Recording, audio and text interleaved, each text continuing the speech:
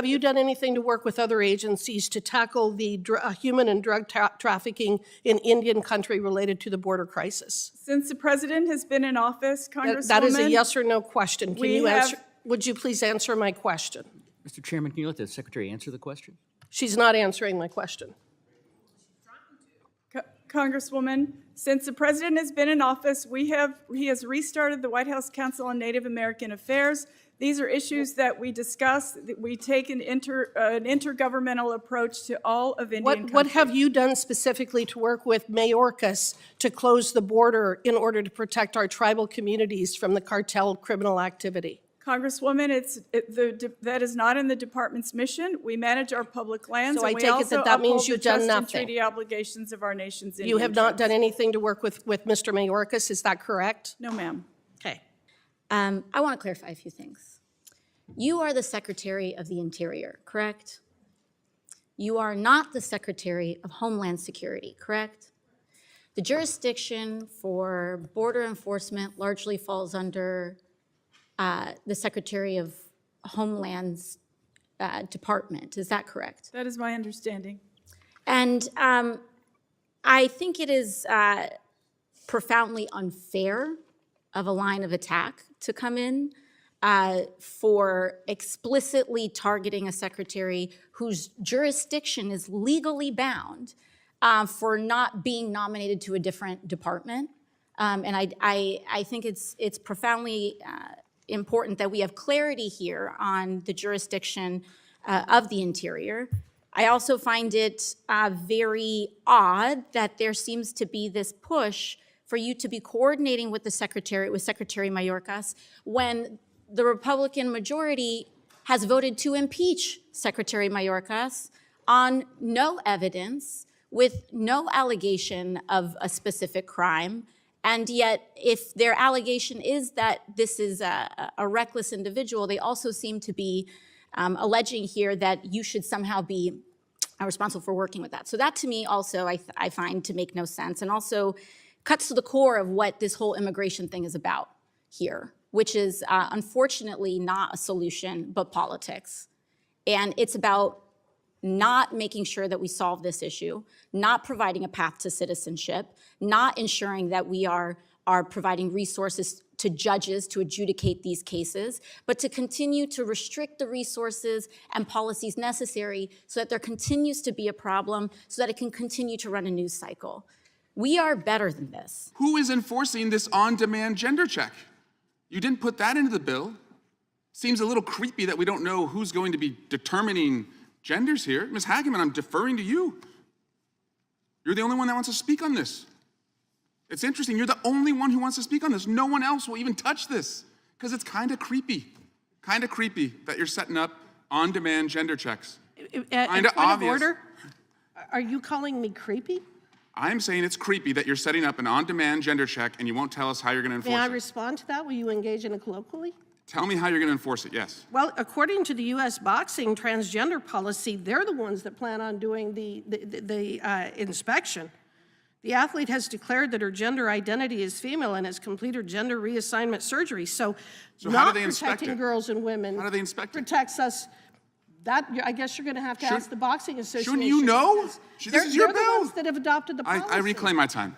They don't know. They don't know. They see a small issue that's happening in a few communities, and they want to extrapolate that across America, and they want you to think it's a thing. It's not a thing. I know what a woman is. I do not need to be lectured that somehow by saying that men cannot compete against women, we are hurting women and girls. That is an insult to women and girls. It is an insult to me personally that you believe that I am not capable of understanding the difference between women and girls and men and boys. I also believe that the entire argument is focusing not on the issue at hand, again, whether men and boys should be able to compete against women and girls in the Olympics, which is all that this bill does. It is no secret, if you are paying attention, that my colleagues on the other side of the aisle have decided that this congressional term would be about bringing up the issue of trans kids and their families and gay Americans relentlessly. Amendments and bills and riders constantly, as if we have nothing better to do than to demonize our fellow citizens, because that's what we're talking about here. It's about constantly trying to get Americans to hate one another. It is about dehumanizing children. Ms. Hageman made a series of what are essentially appellate arguments. A couple of things. To conflate the outcome of the two cases between Hunter Biden and President Trump is an absolute absurdity. It's also an absurdity to claim that the outcome in one case with Hunter Biden being convicted today is reflective of the viability or legality of what happened in New York is also absolutely absurd. Maybe she'd enlighten us as to the difference? I'd be happy to, but I do not understand why that would be at all relevant to the Because you brought discussion it up. that we're having today. But I'm happy to have that debate Please. with you any day of the week. It's in the fact that the expert witness, who is the federal election, former head of the Federal Election Commission, was excluded from testifying as an expert witness in the case in New York, despite the fact that he has been qualified as an expert witness to testify on these matters throughout the entire United States. It is the fact that there were other witnesses that were excluded. There was substantial evidence, prejudicial evidence, that was admitted during the course of the trial. She says that this or that witness should have been allowed to testify beyond the domain that the judge allowed him to testify. For example, Brad Smith was allowed to testify within a certain range, but not on irrelevant things. Now, she says, it should have been the full 100 yards of the football field and not the 20 yards that he was allowed to testify on. Great, that's an appellate argument. Ms. Hageman sounds like an excellent criminal defense appeals lawyer, but is it grounds for attacking the rule of law in America and the system of justice in New York, much less the federal system of justice, which had nothing to do with it? And they're deliberately confusing people about that. Hunter Biden was prosecuted by federal prosecutors in federal court. Donald Trump was prosecuted in that particular case in state court by state prosecutors. I thought state law and the federalist system was something they supported, but apparently not. Not if it goes against Donald Trump. They're willing to just throw the whole thing out the window. Ms. Foley, is there a due process and equal protection aspects to statutes of limitations? Well, I mean, statute of limitations can be, I guess, evaded, I suppose, in ways that could violate either due process or equal protection. Well, and in fact, in this kind of a circumstance, that's what you see. We've got a situation where the alleged crime was committed in 2016, and they had to bootstrap it to something that occurred years later to try to resurrect what was really a dead case. And the way that I look at statutes of limitations as someone who practiced law for well over 30 years is that people have memory issues. That's why there's a statute of limitations. Can you remember what you were doing on June 13th, 7 years ago or 4 years ago? I'm sure Mr. Ambassador cannot.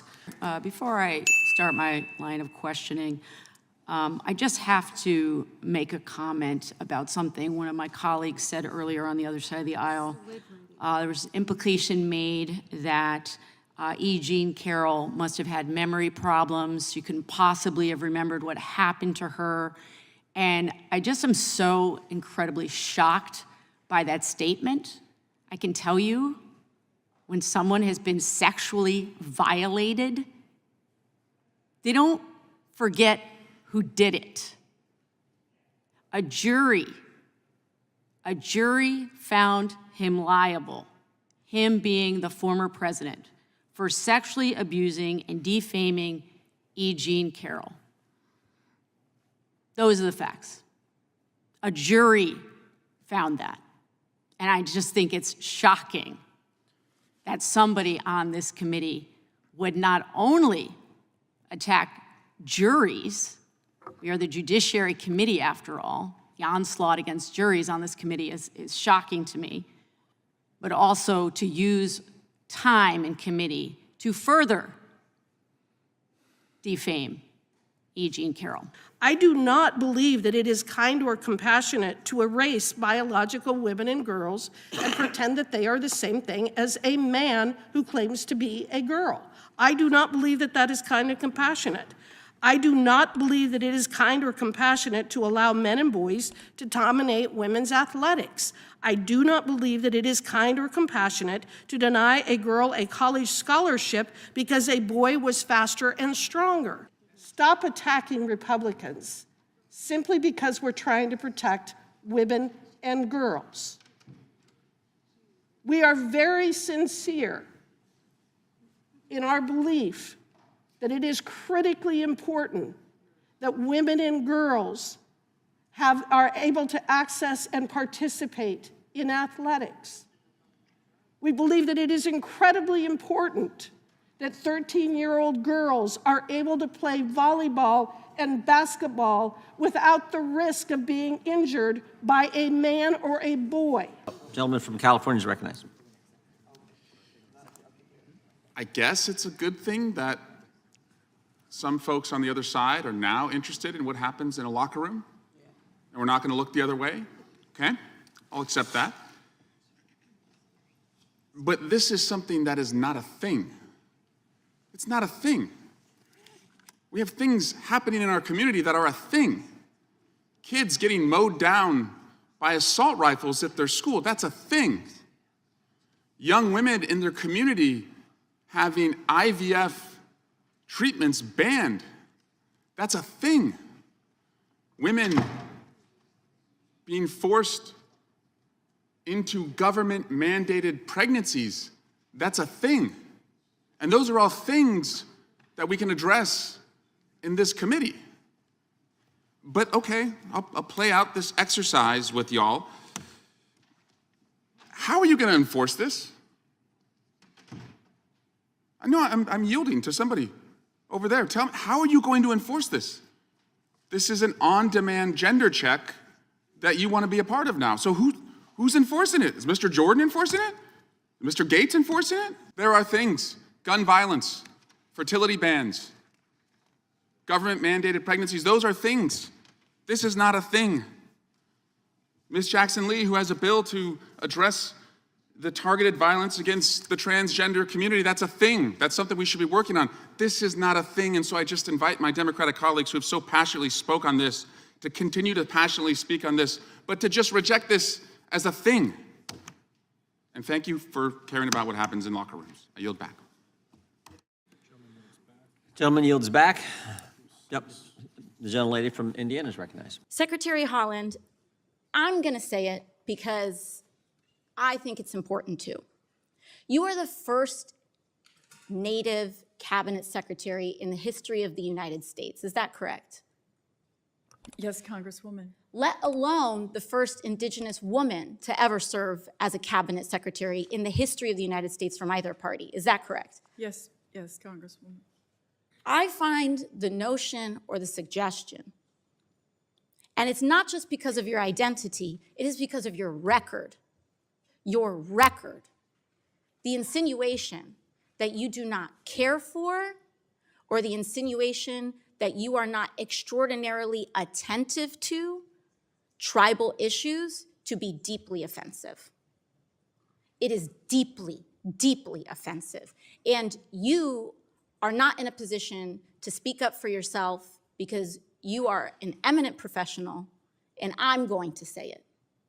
I'm going to say it because this woman has served on this dais too, and I had a front row seat to how she advocated for Native communities here in the United States Congress too. And the insinuation that that is somehow not central to her mission here is just completely unsubstantiated. And that's a line that we should not cross. It's just not. Tribal consultation is very important, and it is fraught. Different tribes have different standards for consultation. Is that correct, Secretary Haaland? Yes, Congresswoman. No tribe is a monolith. Tribes are not. They're in different areas of the country. They're all going to have different experiences and advocate for different things. And so it is extraordinarily challenging when we have such a great diversity of our tribal communities in this country to meet all these different standards of consultation. But the Department of Interior has taken historic measures to meet everyone where they are at. Is that correct? Is that a fair assessment to make? Congresswoman, when we first got into office, I'll just point out that we had a consultation on tribal consultations. We got tribes together to ask them, what's the best way for us to meet you where you are?